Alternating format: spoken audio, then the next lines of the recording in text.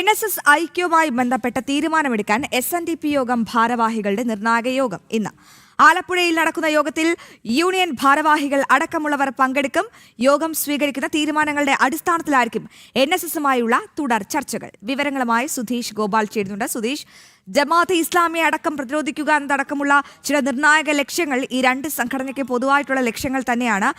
എന്നിരുന്നാൽ കൂടിയും ചില അഭിപ്രായ വ്യത്യാസങ്ങളുമുണ്ട്. രണ്ട് ഹൈന്ദവ സംഘടനകൾ ഒന്നിക്കുമോ എന്നൊക്കെയാണ് ചർച്ച ചെയ്യുന്നത് കേരളം ഈ അടുത്തിടെയായി. എന്തായാലും ഇന്നത്തെ ഈ യോഗം എത്രത്തോളം നിർണായകമാണ്? ഏതൊക്കെ പ്രധാനപ്പെട്ട നേതാക്കൾ ഭാരവാഹികളാകും ഈ യോഗത്തിന്റെ ഭാഗമാകുക? സുധീഷ്,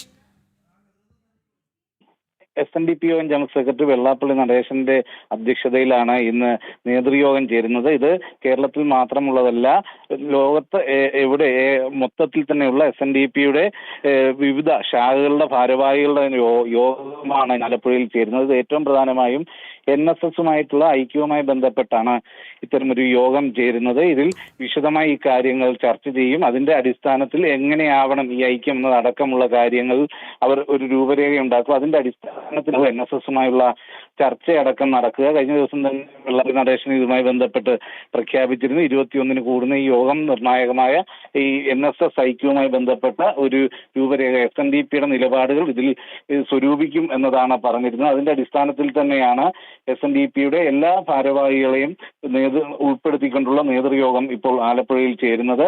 ഇതിന്റെ അടിസ്ഥാനത്തിൽ ആവും തുടർ ചർച്ചകൾ NSSുമായി നടക്കുക. NSS നേരത്തെ തന്നെ പ്രഖ്യാപിച്ചിരുന്ന അവരുടെ അടിസ്ഥാന മൂല്യങ്ങൾ മുൻനിർത്തിക്കൊണ്ട് തന്നെയാവും ഈ ഐക്യം. അതിൽ സമദൂരം എന്ന രാഷ്ട്രീയ നിലപാട് അത് തുടരും.